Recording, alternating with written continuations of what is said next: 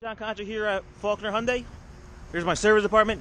And today I was thinking, today I sold 2 cars. I'm pumped. I'm excited. And I want to see if you guys are excited too. I'm thinking about making a rally video for YouTube. I might do a 4 series or a 4-part video of how I got started with rally. And do you guys want to see that? If you do, let me know. Comment below. If I get 100 likes between now and tomorrow, 24 hours, I'll start making that video for you guys.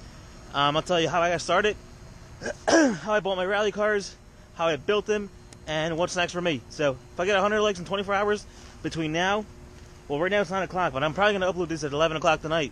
If I get 24 hours, if I get 100 likes, you guys are going to have an awesome video coming up. This is my one of my cars, the Ford Fiesta, and this is not the rally car, but I'm driving this car home right now. But yeah, so if you guys want to see a rally video, actually a 4-part series, and you want to know everything of how I got involved with rally, turn this on, and what I'm doing now, like this video. Within 24 hours, I get 100 likes, you guys are going to get a cool video. Alright guys, take care.